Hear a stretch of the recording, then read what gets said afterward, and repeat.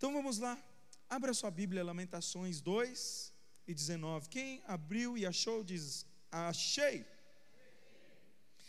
Diz assim: levanta-te, clama de noite no princípio das vigias, derrama o teu coração como águas diante da presença do Senhor. Levanta a Ele as tuas mãos, pela vida dos teus filhinhos, que desfalecem de fome à entrada de todas as ruas. Amém. Senhor, fala com a gente. Deus, hoje eu sei que o teu povo veio aqui para ouvir a tua voz, e Senhor, eu sei que há tantas coisas que vão tentar tirar eles a atenção desta palavra. É o sono, é o cansaço, é a preguiça, ou enfim, tantas batalhas na mente, no coração. Mas eu peço, Senhor, que tudo isso seja desfeito agora em nome de Jesus, e que teus filhos possam ouvir com atenção tudo isso, e que o coração deles possa se queimar, Senhor, enquanto eles ouvem isso, e saber que aqui está a resposta para toda a problemática que aqui for levantada, na tua igreja, Senhor. Como nós já ouvimos nesta noite, é na tua igreja que está a solução. Tu deu poder ao teu povo, e nós não queremos sair daqui, Senhor, com mais um pouquinho de conhecimento, ou mais um assunto debatido.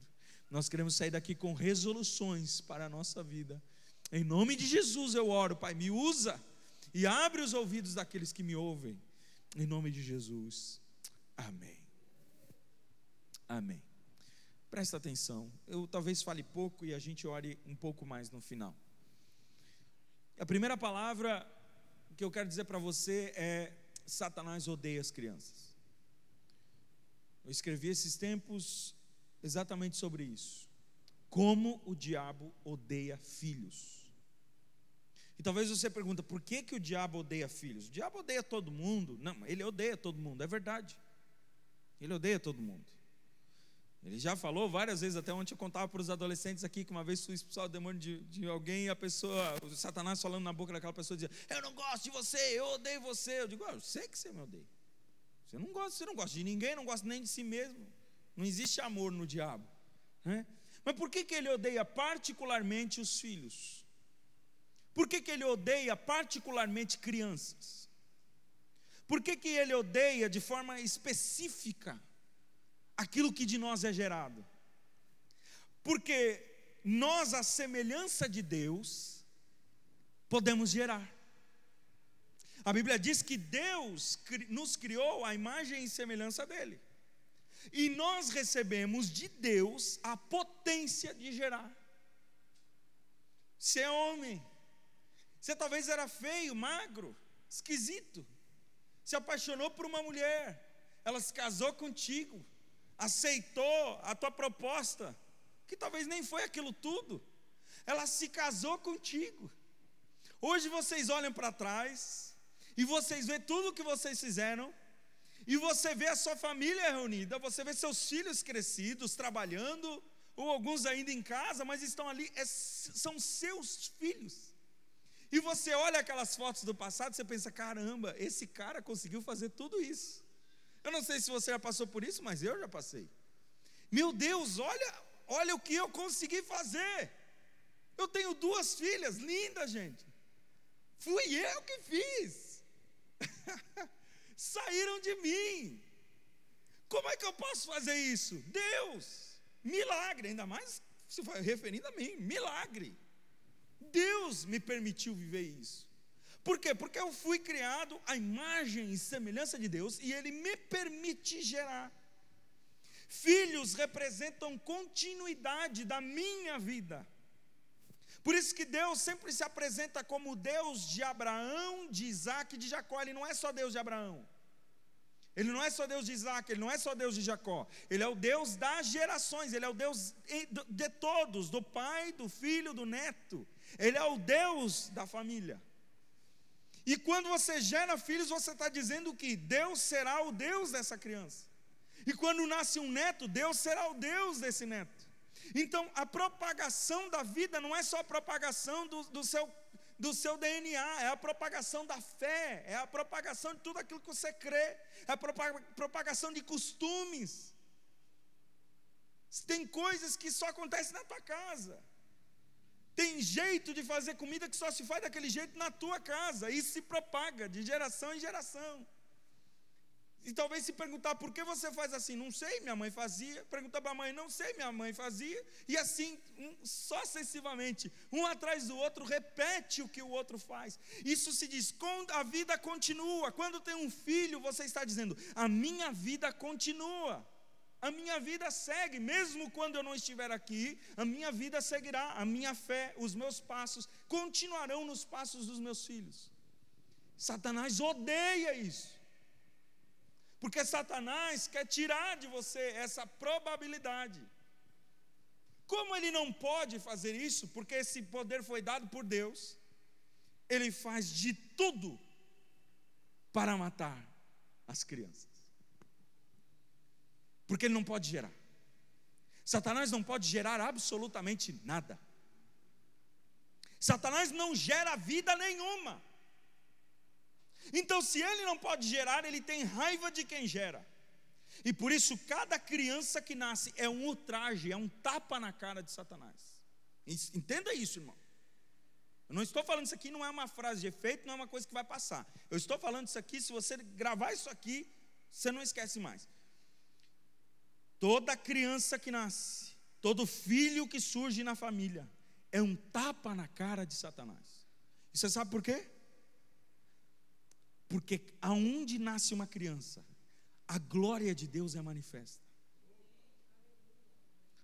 Porque se eu sou imagem e semelhança de Deus, aonde nasce um filho, ali nasce mais um pouco da imagem e semelhança de Deus. Então Satanás odeia. É com essa frase que eu começo. Satanás odeia os nossos filhos. E nós vamos ver na história que ele faz isso, e ele prova isso por meio de situações que acontecem. Vamos na Bíblia. Se você for ver, a Bíblia diz que o povo de Israel, ele é salvo no Egito da fome. Ele é salvo no Egito da fome e ele está refugiado no Egito, e lá eles começam a trabalhar construindo cidades. Ao contrário do que muita gente pensa, que o povo de Israel era aqueles escravos que apenas apanhavam e não faziam nada, só ficavam lá colocando tijolo, fazendo tijolo, não, eles construíam cidades. Eles eram deslocados para poder construir lugares. Era um povo que sabia desenvolver. Mesmo debaixo da opressão egípcia, eles desenvolviam. E ao mesmo tempo que eles construíam cidade, eles faziam filhos. E eles começam a crescer. E as gerações começam a se estender. E chega uma hora que eles são muitos. E qual é a preocupação do faraó? Esse povo vai crescer. E daqui a pouco eles estão dominando as cidades que construíram. E daqui a pouco eles querem o poder do Egito. E se eles se rebelarem contra nós, eles serão tão poderosos que talvez nos derrubem. Então o povo de Israel não é qualquer coisa. Ao contrário do que muita gente pensa, que eles jamais poderiam fazer qualquer tipo de rebelião, havia essa possibilidade. Então o faraó faz o quê? Ele procura exterminar as crianças de um jeito que não fique tão notório. Primeiro ele tenta fazer as coisas na surdina. A Bíblia diz que ele procura as duas parteiras hebreias, Sifrá e Puá. Coloque o nome nas suas filhas, você vai ver. A Sifrá e a Puá eram as duas parteiras que cuidavam das mulheres hebreias, pelo fato de que elas também eram. E elas traziam aquelas crianças à luz. Elas é quem administravam todos os partos do povo hebreu. Pensa na trabalheira. E a Bíblia diz que o faraó procura essas parteiras e ele ordena que quando elas virem que nasce um menino, elas matem as crianças. As meninas deixem passar. Os meninos matem. Só que elas temiam a Deus, a Bíblia diz. E pelo fato de que elas temiam a Deus, elas fazem o quê?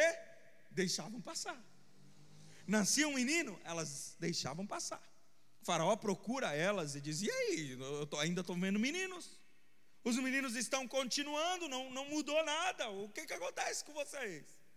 E elas dizem, é que quando a gente chega, as mulheres hebreias são tão parideiras, sabe? Elas nascem tão rápido o negócio, que quando a gente chega, já nasceu.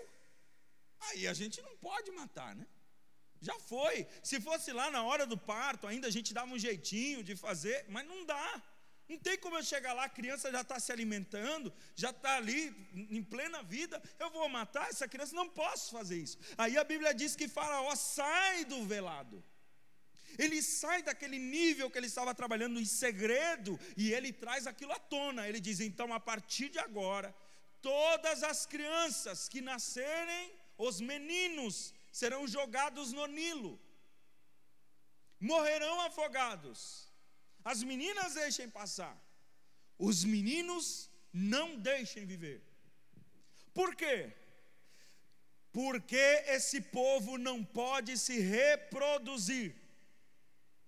Quer uma forma mais eficiente de eliminar um povo da face da terra? Impeça eles de se reproduzir. Impeça eles, faça eles estéreis. Elimine os meninos. Elimine os meninos. Você já vai entender onde é que eu vou chegar.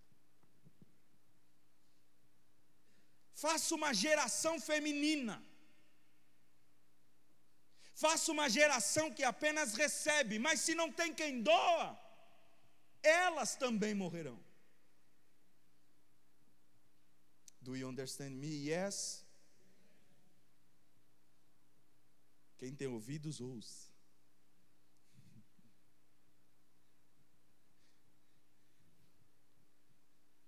O diabo odeia tanto as crianças,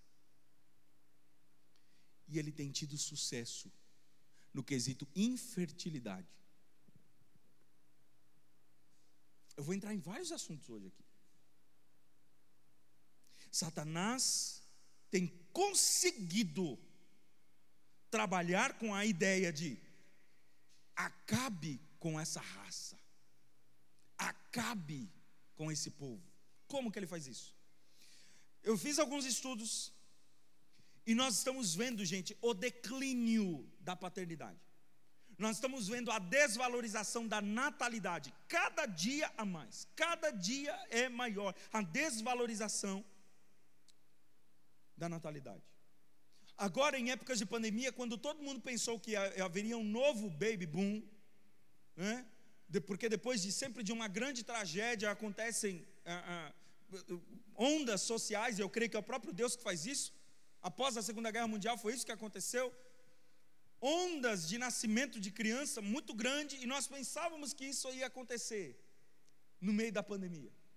Está certo que a gente viu muita criança nascer, mas segundo os números, o número decresceu. No Brasil, 6,2%.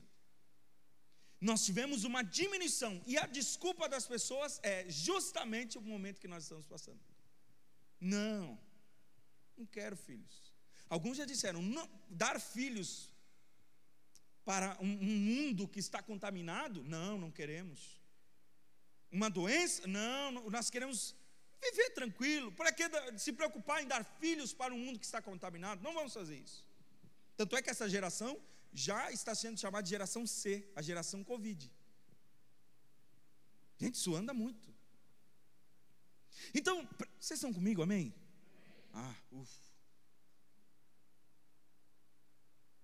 A infertilidade também tem atingido os casais da igreja. E eu não estou falando aqui, me entenda, aqueles que não podem ter filhos, como sei de alguns que não podem. Que Deus não lhes deu, e Ele sabe, e estamos orando por isso. Uma hora acontece. Ou enfim, Deus vai nos dar, não quero entrar nesse mérito. Mas eu estou falando de que nós temos como igreja aderido à ideia de Satanás: mate os meninos, acabe com a fertilidade, termine com a natalidade. Por quê? Atrapalha a minha carreira, impede o meu crescimento financeiro, incomoda, Eles incomodam, atrapalham a minha vida. Crianças, para quê? A gente perde um tempão por causa delas. Tem que trancar a faculdade. Às vezes aquela promoção que era, não chega. Por quê? Por causa dos filhos. A gente tinha que trabalhar viajando, não vou. Por quê? Por causa dos filhos, é as crianças. Então não queremos mais. Não queremos filhos. Cada dia mais os casais crentes acham que isso é algo pessoal. Eu escolho se quero ou não quero. Por quê? Porque a minha individualidade está em primeiro lugar. Deus não é Deus apenas de indivíduo. Deus, em primeiro lugar, é Deus de povo. Deus de povo. Deus de povos. Deus de gerações. Deus não é Deus só do fulano. Deus não é só um Deus pessoal. Tanto é que a oração do Pai Nosso não diz meu Deus, diz nosso Pai. Eu não sei onde é que você aprendeu isso. Não foi aqui na igreja. Foi no vídeo do YouTube, foi em qualquer outro lugar. Mas aqui na igreja você não aprendeu isso. Aqui na igreja a gente aprendeu. E a gente aprende que Deus é um Deus de povos. Deus é um Deus de famílias. Deus não é só Deus de indivíduo. Primeiro Ele é Deus de povos. Primeiro Deus chama Abraão, por quê? Porque Deus já disse para ele, tu não vai ficar sozinho. Uma grande nação virá de ti. Porque só tu, Abraão, não vale de nada. Se não for para salvar uma nação, não adianta eu te arrancar desse lugar. E o que há conosco? Onde nós temos filhos como dívidas, ao invés de dádivas, como diz o Salmo de número 127:3, que os filhos são herança do Senhor, uma recompensa que Ele nos dá. Não, você não tem escolha. Você precisa gerar. Meu Deus, eu estou doido hoje aqui. A sua individualidade acabou a partir do momento que você casou. Não tem mais indivíduo, agora é família, filho. Eu prego isso em nome de Jesus, no temor do Senhor, na autoridade que Ele me deu e na bronca que eu estou no meu coração. Porque nós estamos repetindo como o mundo fala, que tanto faz. E a exemplo do faraó, nós estamos dizendo o quê? Infertiliza o nosso povo. Não deixe as famílias crescerem, porque o mundo é mau, porque estamos no Egito. Mas se Deus tira um povo enorme, milhões de pessoas do Egito com mão forte, faz atravessar o Mar Vermelho, você acha que Deus não é capaz de fazer você atravessar esse Egito também, meu filho? Isso não é desculpa. Satanás odeia as crianças, e eu temo que alguns crentes também estejam odiando. Meu Deus, vocês estão me olhando. Porque filhos restringem a liberdade. Filho, se você quer casar, acabou a liberdade. Não existe liberdade. Sua liberdade agora é viver do lado do outro e viver com aquilo que você faz, com aquilo que você constrói. Não tem mais esse negócio, meu dinheiro, minhas finanças, minha casa. Esquece, é nosso, é tudo nós. É nós ou não é nada? Satanás odeia as crianças. Ele tem vencido, conseguiu. Tentou no Egito, mas não conseguiu. Tentou no Egito, mas não conseguiu. Mas tem conseguido entre nós. Satanás odeia as crianças. Além da infertilidade, ele tem tentado um outro método para demonstrar que ele odeia as crianças. O que eu vou falar agora talvez é chocante para você, mas está na Bíblia. Se tem um Deus que o povo de Israel se sentiu o tempo todo tentado a adorar, era um Deus chamado Moloque. Como é que era o nome? Por isso que a gente não deve falar assim, moleque, sabe? Que vem da origem desse Deus, você já vai entender por quê. Mas se você fala por ignorância, tudo bem, tá? Ele era venerado pelos cananeus, principalmente os amonitas. Ele era um deus com várias representações. Uma das representações icônicas do deus Moloque era um ser com um corpo humano e uma cabeça de boi. E ele era um negócio estranho, porque ele não tinha pernas. Ele tinha apenas no lugar embaixo dele, na barriga, havia uma fornalha, como um forno de pizza. E dentro daquela fornalha eram oferecidos sacrifícios. Deixa eu te explicar mais ou menos como é que era o culto, para você entender onde é que eu vou chegar. Várias mulheres traziam os seus filhos para o culto de Moloque. Quando elas chegavam lá, o ambiente já estava preparado. A estátua já estava no lugar. E ao redor da estátua, dançando e tocando tambores, estavam os kadeshim, ou os prostitutos. Homens muito viris, que usavam roupas finas, de forma que transparecesse todo o corpo deles. E eles ficavam dançando e batendo aqueles tambores ao redor. A música era muito forte. Cantavam e entoavam muitos mantras. E enquanto eles cantavam e entoavam mantras, as mulheres se posicionavam num lado com as crianças. E os jovens e outras moças e outros homens e outras mulheres traziam lenha. E iam jogando lenha dentro da barriga de Moloque. Cada um trazia um tipo de culto. Ninguém ficava sem cultuar. Esse povo, além de ter toda essa música que fazia com que eles entrassem num ritmo muito frenético, eles tinham muito vinho à disposição. E todo mundo bebia à vontade. A bebida e a música ajudavam a entorpecer os sentidos para o que ia acontecer no culto. Porque o que ia acontecer no culto era absurdo aos nossos olhos. Mas a cegueira deles não deixava ver. O culto começava assim: muita música, muito vinho, muita lenha, fogo no Moloque.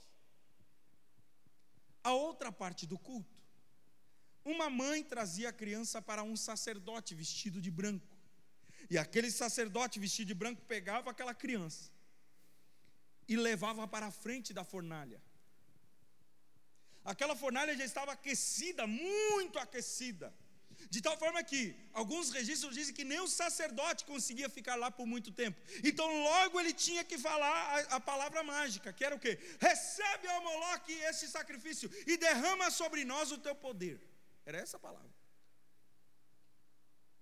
Aí ele rapidamente lançava aquela criança para dentro da fornalha, ao que aumentava o volume da música. Por quê? Porque os berros daquela criança poderiam parar o culto.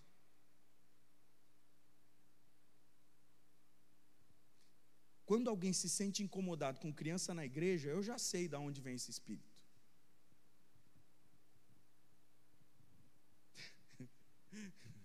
Quando alguém diz, essas crianças fazem barulho demais, irmão, deixa fazer. Porque aonde cala as crianças é no culto de Moloque, lá eles calam as crianças. Jesus diz, não, deixa vir a mim, porque dele sai o perfeito louvor. Eles podem não estar nem falando palavra de adoração, mas eu recebo como louvor, deixa vir a mim. O culto de Moloque cala as crianças, cala o grito das crianças. A criança morria ali, no meio do culto. O cheiro, fumaça, gordura, carne queimada. Se você já deixou cair um pedacinho de churrasco na churrasqueira, você sabe que é terrível o cheiro, que parece que não passa. Mas o povo estava tão embriagado e tão inebriado, tão endemoniado, que eles festejavam. E era uma criança atrás da outra. Por culto, em média, 5 crianças eram sacrificadas. E sabe o que acontecia depois desse sacrifício? Como uma forma de que Moloque se sentiu alegre com o sacrifício que recebeu, os homens viris começavam a abusar os outros homens. Cara, não sei, eu estou pirando cabeção com essa ideia, mas eu tenho que falar para você. Onde houver imoralidade, tem que ter sacrifício de criança.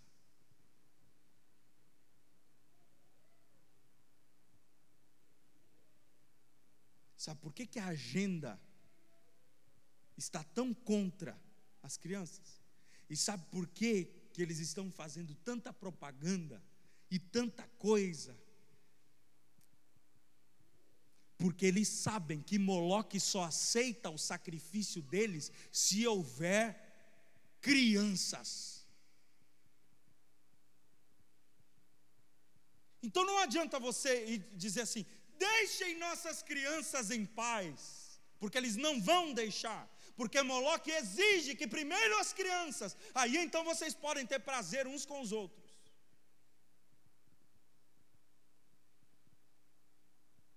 Cara, que sério isso aqui. Meu Deus, Senhor, eu estou pregando isso mesmo, Senhor? Nunca pensei nisso. Escuta, vou falar de novo. Moloque ainda quer o culto completo.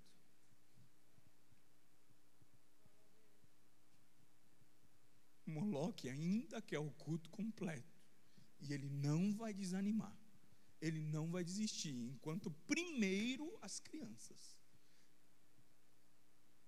Primeiro eles. Depois, vocês podem aproveitar.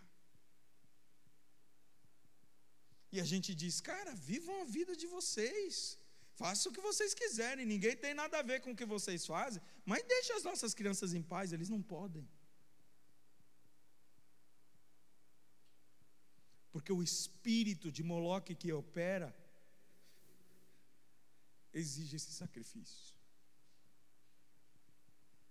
Onde houver imoralidade, adultério, homossexualidade, aborto, onde houver imoralidade, ali é sacrifício de criança. Isso choca você? Como é que você está se sentindo enquanto a gente conversa aqui?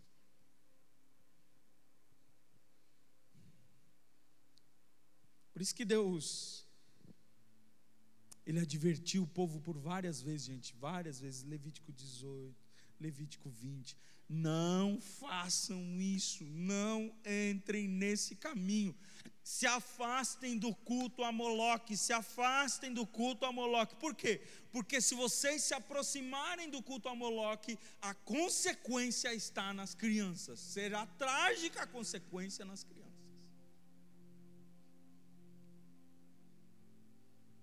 Sabe o que me deixa mais triste?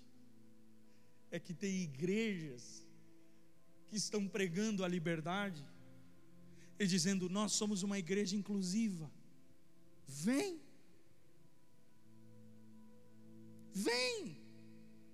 nós somos uma igreja que inclui.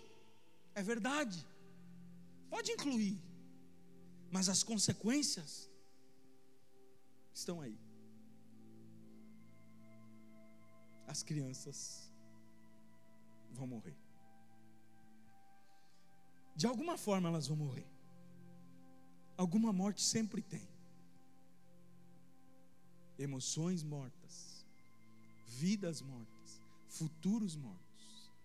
Sempre é elas que pagam. Elas são o ticket para a entrada do parquinho.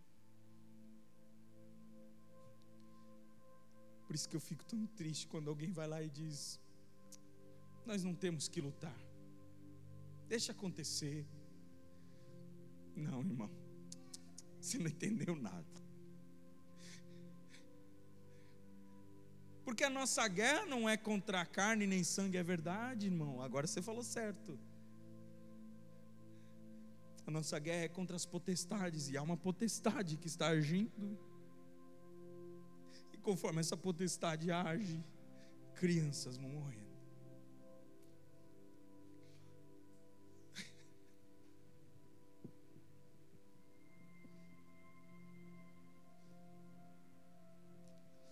O diabo quer sacrificar minhas filhas, o diabo quer sacrificar os seus filhos no altar da imoralidade. Me dói saber que Salomão, que foi um rei tão sábio, no final da sua vida construiu altares a Moloque. Me dói saber. Não vou julgar se teve salvação para ele ou não, mas como pode alguém que sabia tanto sobre a vida oferecer os filhos para a morte? Satanás odeia nossas crianças, e primeiro ele quer acabar com a fertilidade. Se ele não conseguir acabar com a fertilidade, ele vai tentar destruir as que estão vivas.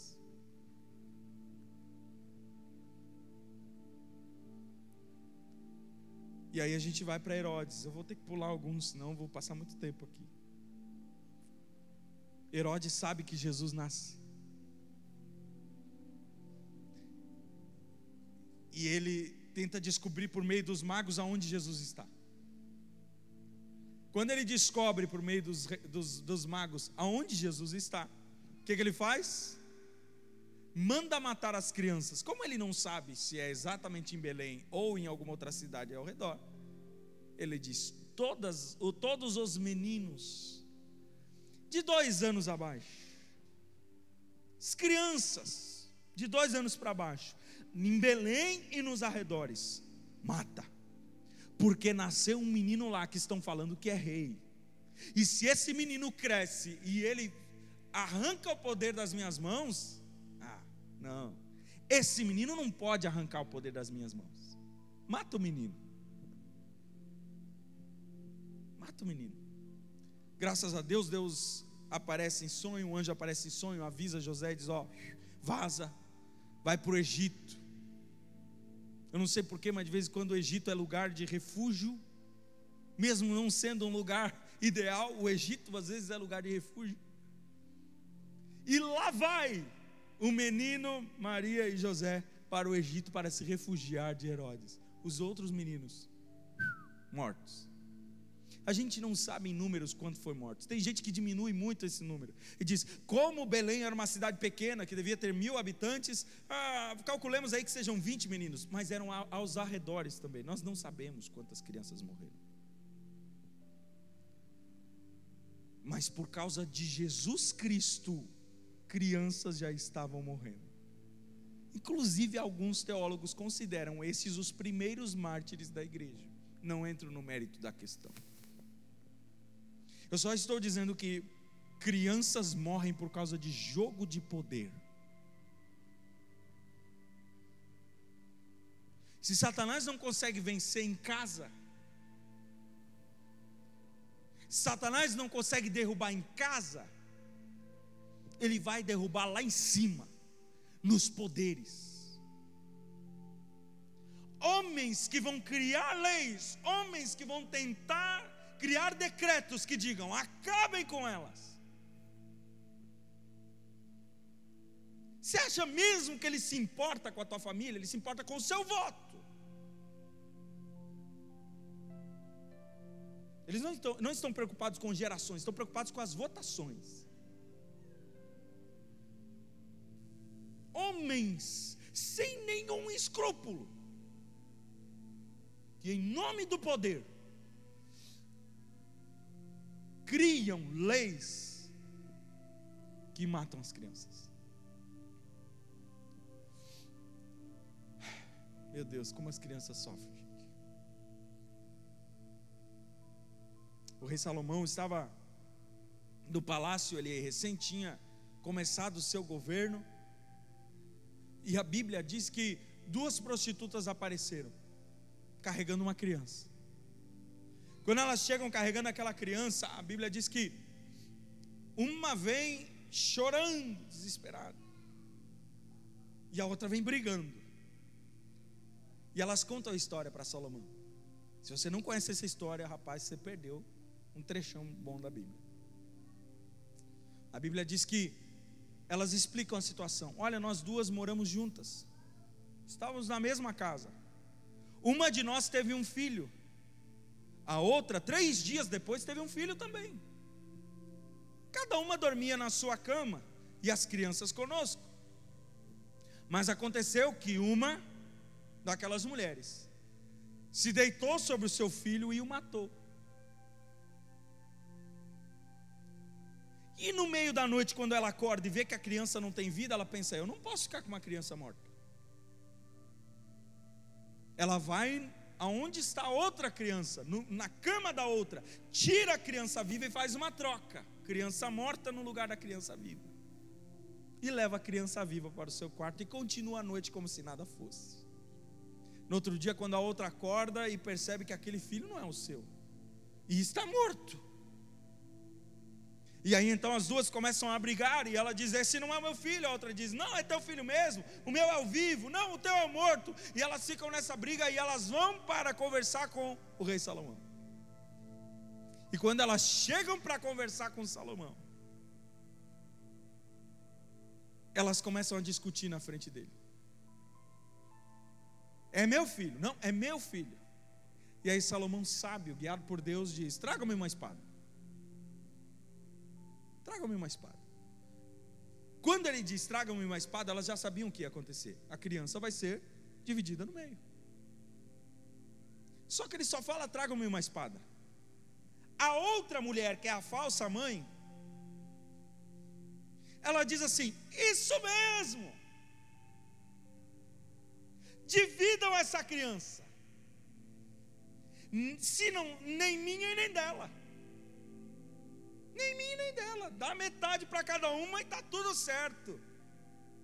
Mas a verdadeira mãe dizia o quê? Não faça isso, rei. Dá para ela o menino vivo. De maneira nenhuma mata essa criança. Entrega para ela viva.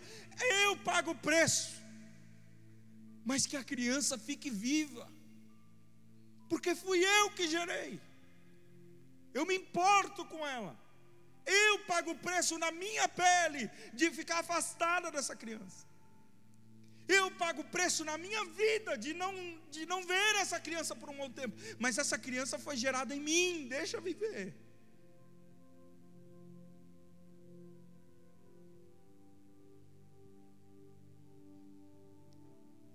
Eu chamaria isso de síndrome de Salomão.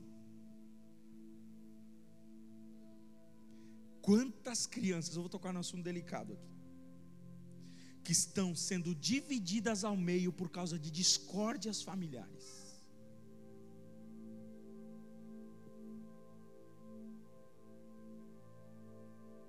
A briga é dos pais e a criança é dividida no meio, porque ninguém quer perder na sua própria carne.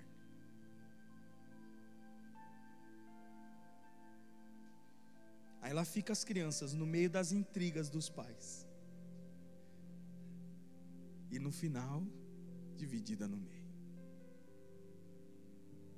Esses dias eu e minha esposa sentamos num restaurante, e na mesa ao lado, um rapaz de uns 15 anos, e o seu pai. E aquele pai tentava induzir aquele menino a ficar com ele, porque eles estavam separando o casal. E ele falava muito alto, todo mundo ouviu todas as coisas. Nós sabíamos quanto ele ganhava, nós sabíamos qual casa que ele morava, nós sabíamos como é que era, o que ele ia partilhar, nós sabíamos tudo. Mas eu saí com o coração assim tão apertado, porque eu pensei: os pais brigam e o menino é repartido. Esse menino, tudo que ele respondia lá: não, pai, não, tudo bem, mas será que é assim mesmo? Ele nem faz ideia aos 15 anos do que é uma separação. Ele fica ali no meio do jogo de poder entre a mãe e o pai. Na adolescência, talvez a compreensão sobre essas coisas já é um pouco mais madura, mas quando ainda é pequena, quando ainda é criança, elas pensam que elas foram a causadora daquilo, e elas morrem por dentro. Eu sei disso porque sou pastor, eu vivo tratando coisas assim. As crianças pensam que elas foram culpadas, e elas vão diminuindo, morrendo, elas fazem qualquer coisa, elas vão com quem quiser, porque elas não querem ser divididas ao meio.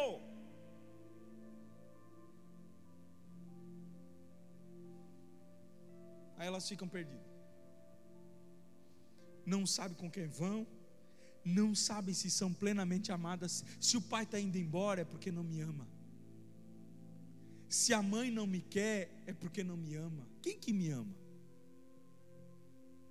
É um assunto delicado, eu sei. Algumas crianças seguem a vida, toca, bora, vamos lá, crescer, desenvolver, conseguem. Outras não conseguem, vão sucumbindo. Uma hora é as más amizades, daqui a pouquinho são as drogas, daqui a pouquinho é a prostituição, daqui a pouquinho é o suicídio. As crianças divididas ao meio. Divida as famílias, e você vai dividir as crianças. Eu não sei o porquê que a gente tem aceitado isso. A gente tinha que lutar mais. Tem coisa que tem que cortar na minha carne. Deixa a criança viva. Eu encaro o que tiver de encarar, mas deixa a criança viva. Porque as crianças não têm culpa da minha incredulidade. As crianças não têm culpa da minha falta de perdão. As crianças não têm culpa da minha dureza de coração. As crianças não têm culpa.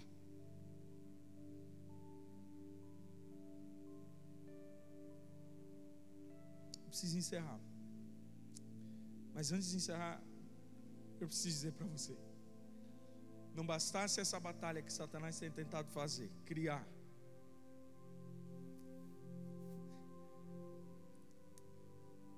ele tem tentado, ele tem conseguido entrar de certa forma assim, tão sutil na cabecinha das crianças, porque quando ele não consegue separar os pais, ele tenta separar as crianças dos pais. Vou te explicar. Essa semana saiu um vídeo. Vocês estão comigo ainda, gente? Mais 5 minutos vocês toleram? Amém? Daí não foi um amém tão homogêneo assim, eu acho que não. Vocês toleram mais 10 minutos? Amém? Era 10 que vocês queriam.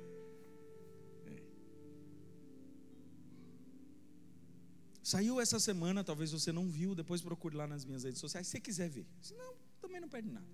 Já estou explicando para você. Nós vamos converter seus filhos. Foi o tema da canção do coral gay de São Francisco.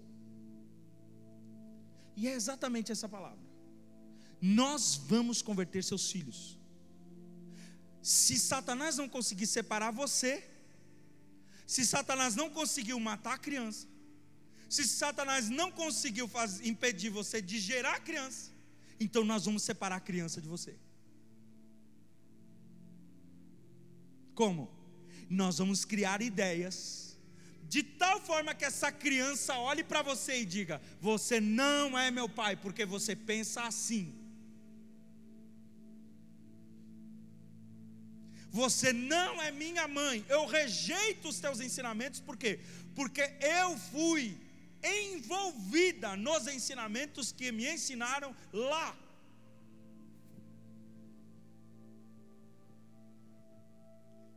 Cara, é tão forte essa canção que eles cantam, cara, que parece que se fosse nós dizendo isso, gente, ia ser uma ofensa. Nós vamos converter seus filhos, queira você ou não, nós vamos entrar na casa, nós vamos entrar na mente deles, nós vamos conquistar o coração deles.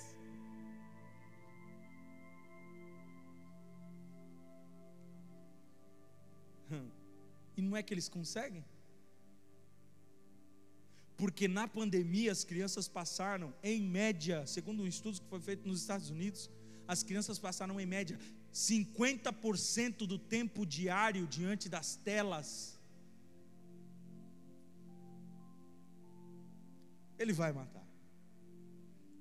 Ele vai separar elas de vocês. Por isso hoje o meu apelo, isso aqui não é uma mensagem, talvez seja uma palestra, não sei o que se chama isso aqui, mas o meu apelo hoje para você é pelo amor de Deus.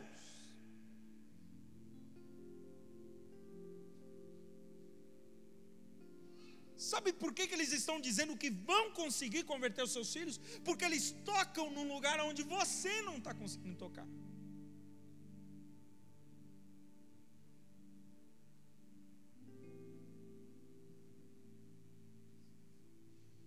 A religião morta não atrai as crianças.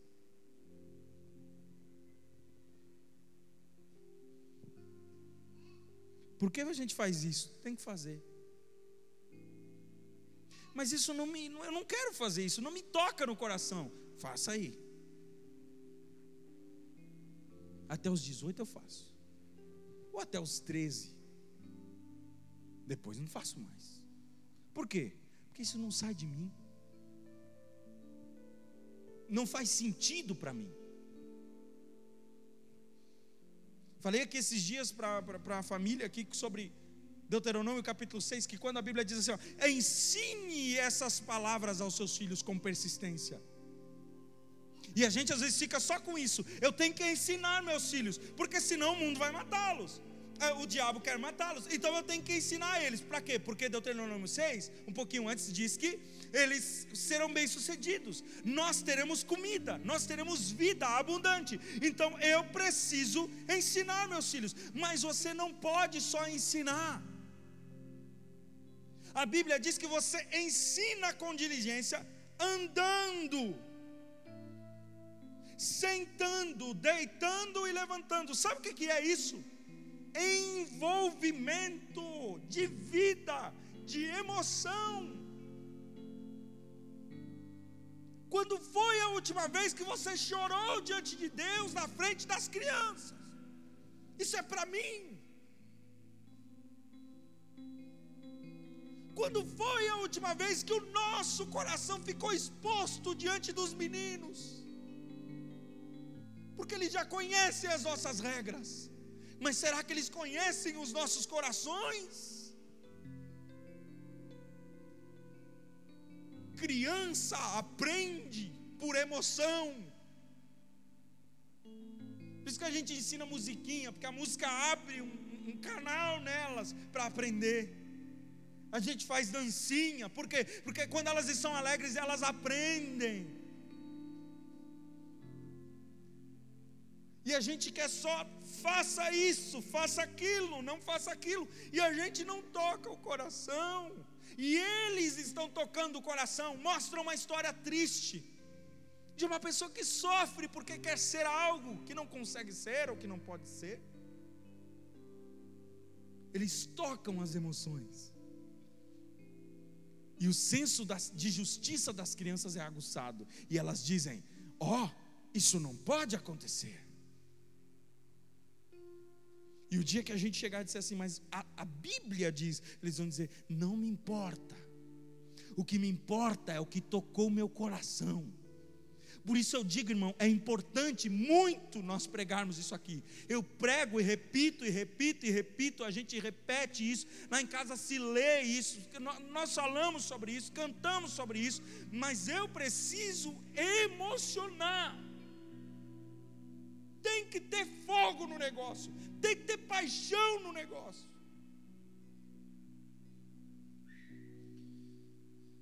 Então deixa eu perguntar para você.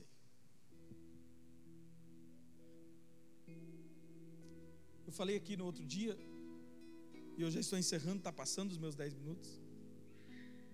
Aliás, faltam 4 minutos. Eu falei sobre uma moça que eu encontrei. Está vivendo na vida lésbica. A gente se conheceu quando criança, reconheci ela e a gente começou a conversar. E ela abriu a vida dela assim, em poucos minutos para mim. Ela disse que sabia que estava no caminho errado. Ela disse que sabia que ela sentia falta de Deus, porque um dia ela foi da igreja, enfim, foi batizada com o Espírito Santo, operava nos dons. Ela sabia, lá dentro dela o testemunho de Deus fala dentro dela. E ela ela contou a forma como ela conheceu a Deus, o Deus da família.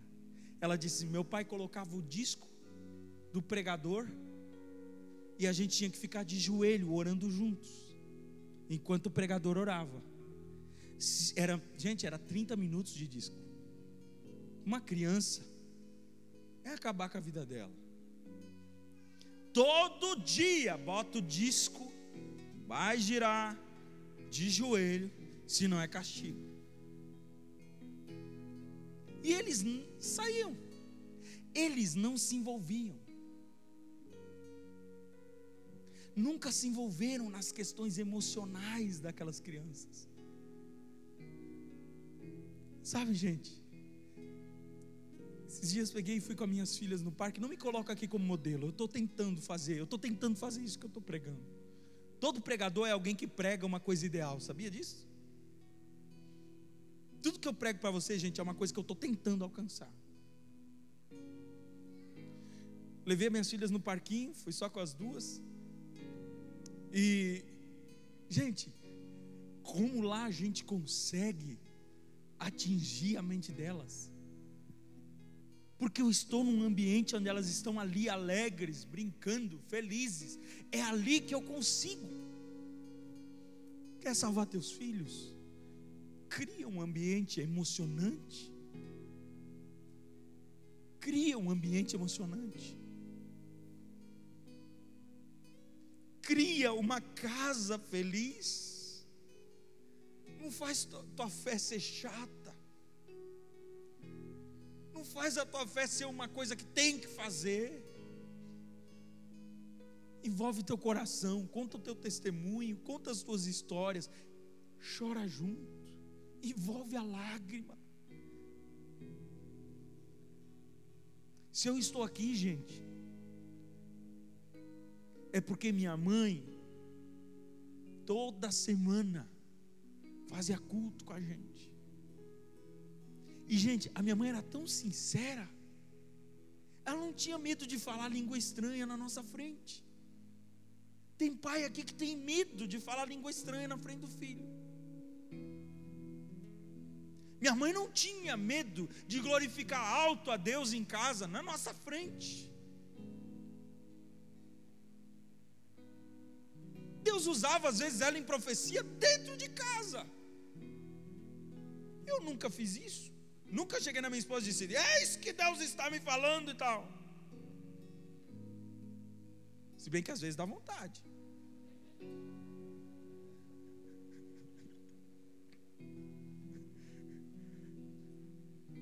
Ela tinha, meu Deus, gente, ela não era perfeita, não. Mas ela sabia que quando ela abria o coração diante de Deus, diante da gente, ela estava permitindo nós conhecer o Deus que ela conhecia.